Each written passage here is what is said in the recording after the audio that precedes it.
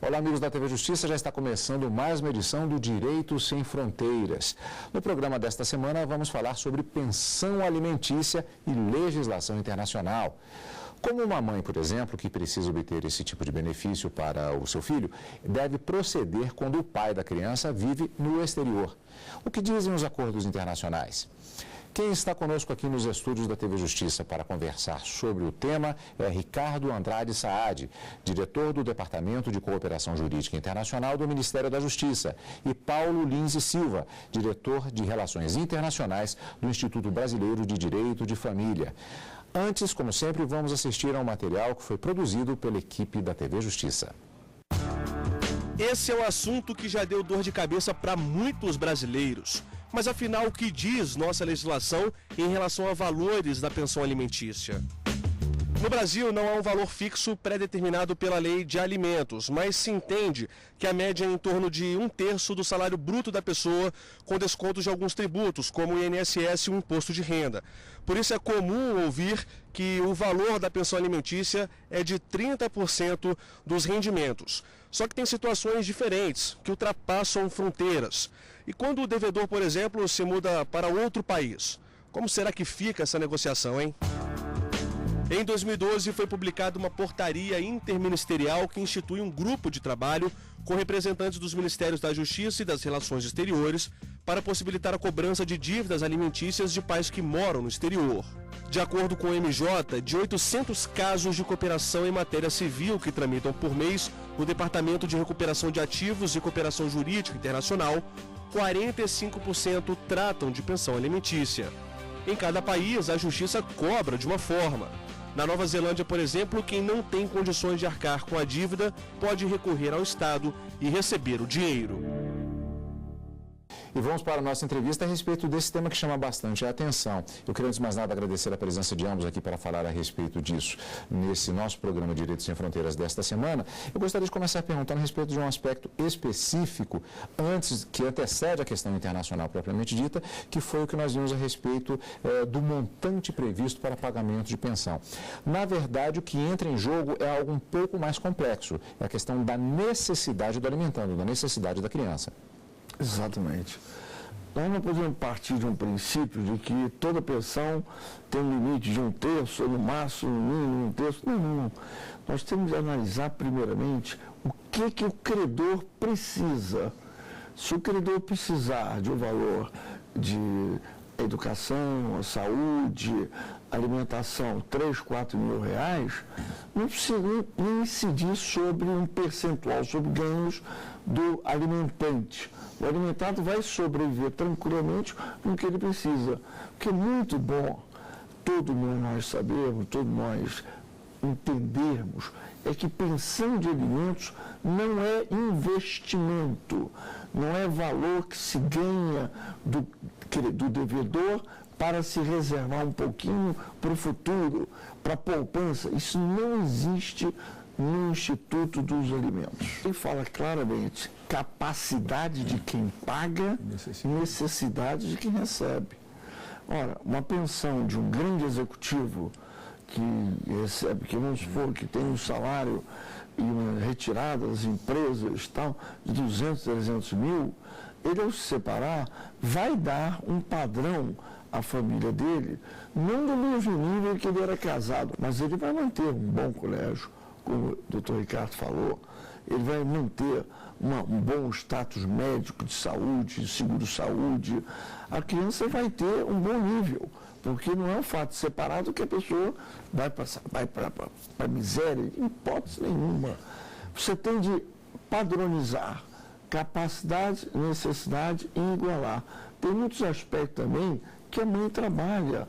Dos anos 60 para cá, antes de 60 não havia creche. Hoje, por que existe creche?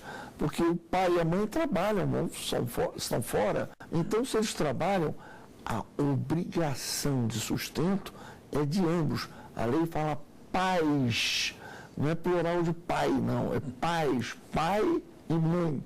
Isso é muito importante analisar. Esse negócio, porque um terço, se a mãe trabalha já não é mais 1/3, não é mais 30%, não é mais 20%. Vamos analisar. E se a mãe ganha mais do que o pai? Ela vai contribuir com uma proporção maior e assim o pai também. Ainda no Brasil, a proporção da contribuição paterna proporcionalmente é maior. Agora, aí chegamos, aproveitando exatamente o IC, chegamos no objeto do nosso programa. E se o pai ou a mãe, ou quem seja, que será objeto eventualmente de um pedido de pagamento de pensão alimentícia, nesse caso, e se ele morar no exterior? Como é que fica a situação a partir daí? É uma grande dificuldade. E essa dificuldade não é hoje, ela é histórica. É histórica. Porque nós temos, por lei, a obrigatoriedade de cumprir os padrões para poder citar no exterior o devedor de uma pensão alimentícia. Então você tem, reparem só, você vai para o juiz aqui monocrático, juiz de primeira instância, o juiz singular, nós chamamos, e faz a petição: doutor, eu me casei com um francês e o francês está devendo 3 meses de pensão e eu queria cobrar que ele mora lá em Paris, na rua tal, número tal. Então, o juiz faz espécie carta rogatória para citar na forma do artigo 733 do Código de Processo Civil, sob pena de prisão ou sob pena de penhora, tudo certinho. Aquilo é traduzido para o idioma originário e se remete para o organismo onde o doutor Ricardo trabalha. E lá eles procedem, aí que o procedimento, eles são obrigados a fazer aquilo que a lei determina que é aquilo. Essa carta rogatória, ela, como o doutor disse, vai exatamente para o seu departamento. O que acontece a partir daí?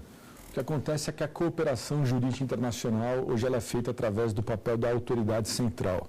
O que é a autoridade central? É a porta de entrada ou a porta de saída de um pedido de cooperação jurídica internacional. Então, num caso, por exemplo, de direito de família, em que há necessidade de um ato no exterior, por exemplo, uma citação, notificação ou qualquer outro ato, o juiz não pode enviar esse pedido diretamente ao juiz do outro país. A necessidade de enviar a autoridade central do país, no caso do Brasil, ou da RCI, havendo acordo bilateral ou multilateral, podemos enviar diretamente para outro país, e não havendo acordo, tem que mandar para o Itamaraty, que faz a tramitação pela forma diplomática. O Dr. Paulo falou dessa questão da burocracia do tempo. Realmente, a passagem pelo Ministério da Justiça, a passagem pelo Itamaraty, talvez seja uma questão burocrática.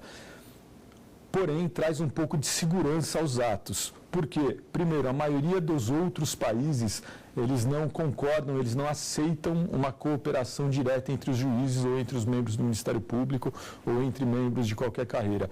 Existe a figura da autoridade central. Por que existe essa figura da autoridade central? Primeiro, para conferir legitimidade ao pedido, porque não é incomum, assim, trotes de pessoas enviando pedidos de cooperação, assim como a gente estava conversando antes. A gente vira e mexe, nós recebemos e-mails de você acabou de ganhar 3 milhões, existe a mesma coisa em cooperação, pessoas que não têm nada a ver com o ramo jurídico, sendo juízes, magistrados, membros do Ministério Público, advogados, mandam pedidos assim, não verdadeiros, não falsos, diretamente a outros juízes. Por isso, essa figura da autoridade central para conferir a autenticidade ao documento. E mais do que isso, mais da metade do tempo hoje do trabalho da autoridade central não é fazer simplesmente a tramitação, e sim adequar o pedido de cooperação ao que o outro país exige. Então, existem formalidades que devem ser cumpridas, que se aquelas formalidades não forem preenchidas no documento de forma correta, o documento for preenchido de forma correta, por exemplo, vai a outro país e o país devolve sem cumprimento. Então, o papel da autoridade central, dentre outros, também é fazer essa conferência para ter certeza que o pedido vai ser cumprido no outro país. Ou, se não for cumprido, não vai ser por uma questão de erro formal. Só pegando uma questão que o doutor disse, existem pedidos falsos de pensão alimentícia que são encaminhados entre os países, é isso mesmo? Não é só de pensão, De tudo. de tudo. O grande problema é que, repare só, a mãe necessitando de pensão, o pai estrangeiro já não paga, vamos exagerar, 1 ano não paga pensão. A mãe mora na casa, está morando na casa de sua própria mãe, da avó materna, da criança e tal. Não está desempregada, a família está num caos total. Então, o advogado requer manda para o Ministério da Justiça, no setor que o doutor Ricardo trabalha, eles analisam tudo, está correto, mandam para o Itamaraty. O Itamaraty volta também a fazer análise dele do seu ponto de vista diplomático. O Itamaraty manda para o Ministério das Relações Exteriores do outro país, do país rogado. Chega no país rogado, eles também examinam tudo, está correto. Aí mandam para o Ministério da Justiça desse país, que examina novamente tudo. Aí esse Ministério da Justiça manda para o juízo de família daquela cidade onde está. Nós já contamos tranquilamente um ano. Eu e o doutor Paulo, nós conjugamos de uma mesma preocupação, qual seja a celeridade da tramitação e do cumprimento dos pedidos de cooperação internacional. A única coisa que nós discordamos um pouco é essa questão da autoridade central ou do encaminhamento direto. Uma solução que nós estamos procurando buscar, que vai um pouco no caminho que o Dr. Paulo colocou, é a questão da tramitação eletrônica dos pedidos de cooperação. A gente está em negociação interna com as autoridades nacionais, Judiciário, Ministério Público, Advocacia e com os outros países para que os pedidos possam tramitar eletronicamente, de forma que o advogado faça o pedido, chegue na autoridade central e já esteja no outro país no mesmo dia. O grande problema é que a maioria dos outros países ainda apresenta resistência em cumprir pedidos de cooperação se não receberem o papel com a assinatura e tudo mais. Nós precisamos ir para um rápido intervalo, mas o tema é bastante interessante e daqui a pouco nós voltamos com o segundo bloco da nossa conversa no programa Direitos Sem Fronteiras desta semana sobre pensão alimentícia e a legislação internacional. Não saia daí. Qual das convenções abaixo não trata sobre prestação de alimentos? A. Convenção de Nova York. B. Convenção de Haia. C. Convenção de Estocolmo.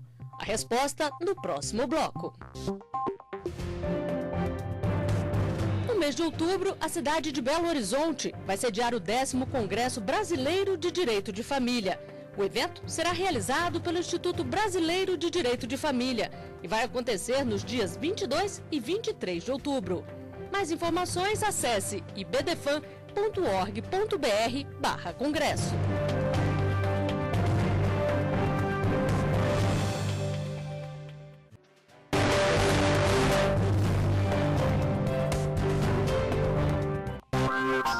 Qual das convenções abaixo não trata sobre prestação de alimentos?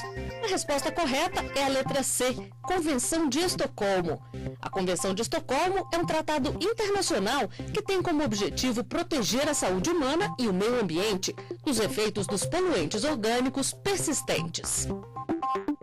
O Direito Sem Fronteiras está de volta com a nossa conversa da semana sobre pensão alimentícia e legislação internacional. No primeiro bloco ficou bastante clara a questão relativa à procura por uma celeridade, que na verdade é uma demanda do mundo moderno, no sentido de que a própria justiça seja célere. No entanto, essa busca pela celeridade, que é feita também pelo próprio departamento que trata no Ministério da Justiça a respeito dessa questão da pensão alimentícia e esse trâmite internacional, tem passado por um processo de negociação. E o Dr. Paulo nos falava a respeito de uma curiosidade, que é o fato de que, na época de Napoleão Bonaparte, era mais rápido se fazer, a cavalo ainda era mais rápido. Como é que é essa história, propriamente, doutor? Napoleão Bonaparte cumpria as rogatórias dele, enviava de Paris todas as ordens para os seus generais que estavam em Lisboa, quando ele invadiu Portugal e motivou a vinda da família real para o Brasil, ou seja, início do século XIX, ele cumpria em 15 a 20 dias, era a média. Os cavalos, eles galopavam uma média de 50 quilômetros e ele entregava a outro cavaleiro que pegava a mala diplomática, a mala do judiciário local, mala do executivo, que cavalgava mais, galopava mais 50 quilômetros, entregando, e assim eles cumpriam ida e volta de 18 a 20, de 15 a 20 dias, média era 18. Então eu disse, poxa, na época Napoleão se cumpriu a rogatória, hoje que o próprio doutor falou aqui pra gente, leva uma média de 7 a 8 meses, e às vezes vai até mais. Tudo depende do país onde se encontra. A tramitação do pedido de cooperação, ela não tem uma variável tão grande entre os países, o cumprimento do pedido. É claro que um ou outro país demora um pouco mais, mas não há uma diferença grande entre os países. A gente varia entre 7, 8 ou 9 meses em média para todos os países. E a execução? Como podemos, é possível fazer uma comparação em termos, usando esse mesmo gancho, do que acontece aqui internamente no Brasil e da execução que vai acontecer em outro país? É um processo demorado também? Muito. E difícil. Porque há um instinto, né, Ricardo, do próprio país rogado de proteção ao seu cidadão. Isso existe. Isso não se pode evitar. Então, se você, por exemplo, é muito comum, meus clientes chegam no escritório, eu recebo uma carta de um juiz da Califórnia me intimando para isso, aqui. Doutor, você tem validade? Tem de contratar advogado lá, rapidamente, que vai voltar e eles vão dar isso como correto. Olha, aí você está antes do programa com o Ricardo e diz, olha, essa reciprocidade não pode ser verdadeira. Eu uso algumas vezes para os Estados Unidos, para a Colômbia, para Colômbia, Estados Unidos, Portugal.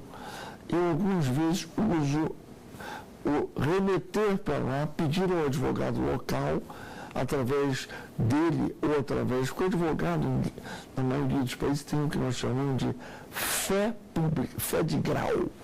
O advogado tem. E ele pode, aqui nós temos, a gente não sabe, nós temos. Eu posso assinar e aquilo ali tem validade, até internamente. Lá também. Então o advogado diz, fui à rua tal, encontrei uma pessoa amável, eu telefone, fotógrafo, e remete, entreguei isso para lá. O que ocorre? Volta, eu entrego junto no processo, o cartório carimba juntada, aí o que os doutores vão requerer a nulidade desse ato, que não tem nada a ver com o Código de Processo Civil, isso é um absurdo.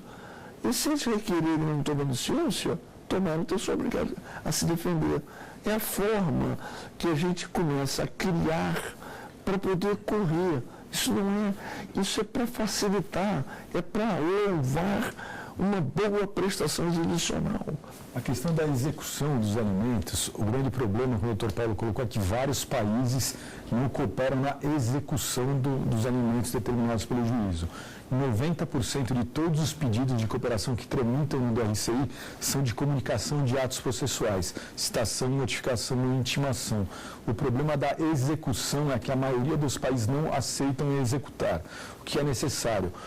O advogado, de posse da decisão do juiz aquele que determina o pagamento de alimentos, ingressar em juízo no outro país para conseguir execução naquele país.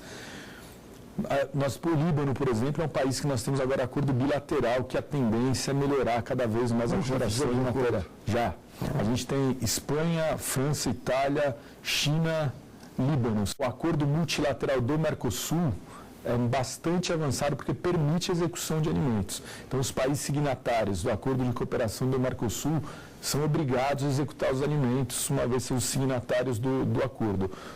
Vários dos outros países que nós mantemos cooperação, em especial os países da Europa, não executam os alimentos. Como eu falei, é necessária a entrada de uma ação lá no país para que seja executada a decisão do juiz brasileiro. Há uma portaria ministerial que institui um grupo de trabalho para preparar o país para a adesão à Convenção da OEA de Alimentos e o protocolo sobre a lei aplicável. Então há uma expectativa, na verdade, de uma progressão também em relação especificamente a este protocolo que o Brasil acompanha, mas ainda não assina? Sim, a nova Convenção da OEA de Alimentos traz uma série de avanços, dentre os quais também a necessidade da execução dos alimentos. O Brasil constituiu um grupo interministerial para estudar o texto, para analisar o texto, para verificar se o texto é compatível com a nossa legislação nacional, para que o Brasil ratifique a mesma. Esse grupo já preparou uma minuta, já traduziu para o português, que é necessário, já preparou uma minuta já apoiando que o Brasil ratifique esse instrumento. Acredito que num futuro não tão distante o Brasil vai estar aderindo à nova Convenção da Área de Alimentos. Dentro dessa nova Convenção da Área de Alimentos existe um programa piloto de tramitação eletrônica, que é o iSupport. O Brasil, apesar de ainda não ter ratificado a convenção, já foi escolhido pelos outros países para ser um dos poucos que estão participando desse projeto piloto, graças à tendência natural da ratificação do instrumento pelo Brasil. Aqui no Brasil, até culturalmente, é muito falado que uma situação que normalmente acarreta na prisão com certa rapidez é justamente o não pagamento da pensão alimentícia. Isso é uma realidade também em outros países, no caso, voltando à questão da execução, ou não é bem assim? Aqui no Brasil a lei existe. A lei existe. Não paga a pensão, é preso. A lei é clara, mas ela dá condições assim. Você tem 72 horas para pagar, dizer por que não pagou, ou comprovar o pagamento. O que o devedor relapso vem? Justificar por que não pagou. Que eu estou desempregado, a minha situação financeira está péssima. Quando você se depara com essa situação, você tem de agir, você tem que pedir a prisão. Aí o juiz vai decretar a prisão, o advogado já está entrando com habeas corpus preventivo. Já entra com o habeas corpus, agrava a eleição, pede um liminar no tribunal, o tribunal concede. Então, não é fácil prender. A prisão civil no Brasil é também difícil. Imagina lá fora. É a minha pergunta. Lá fora... Imagina lá fora. Eles vão mandar prender? Nesse caso, deveria haver uma determinação da justiça brasileira solicitando a prisão lá fora. Sim, duas questões. Primeiro, como o doutor Paulo colocou, muito difícil sair uma ordem de prisão por uma pessoa que deve alimentos, ainda mais para ser cumprida no exterior. E os países só cumprem se no país deles essa figura existir. E na imensa maioria dos países essa figura não existe. Então não há notícia de prisão por não pagamento de alimentos no exterior. É uma questão que, na verdade, ela é mais complexa do que parece, na verdade. Quando se fala em direito de família, as pessoas têm o costume de pensar que é algo relativamente simples. Nunca é. Diga-se de passagem, além das questões legais, no caso ainda que estamos falando de direito internacional e ainda a questão muito característica do direito de família, a questão emocional que acaba incidindo nesses casos, torna um tema bastante complexo. Mas no nosso programa de hoje, acho que tivemos boas notícias até com relação ao processo de tramitação, que é uma tentativa no sentido de se acelerar do ponto de vista internacional, inclusive, e a qualquer momento podemos voltar a tratá-lo aqui no nosso programa Direito Sem Fronteiras. Como eu sempre digo, não é um tema que se esgote aqui, é claro, e por isso nós poderemos voltar a qualquer momento. Eu agradeço muito a presença de ambos para falar a respeito do assunto no nosso programa desta semana. Nós conversamos sobre pensão alimentícia e legislação internacional, e quem nos ajudou na discussão de hoje foi Ricardo Andrade Saad, diretor do Departamento de Cooperação Jurídica Internacional do Ministério da Justiça, e Paulo Lins e Silva, diretor de Relações Internacionais do Instituto Brasileiro de Direito de Família, IBDFAM. E você, amigo da TV Justiça, quer participar do nosso programa? Envie a sua sugestão para o e-mail direitosemfronteiras@stf.jus.br. E você também pode rever esta e outras entrevistas no site. Basta acessar tvjustiça.jus.br. Tchau, até semana que vem.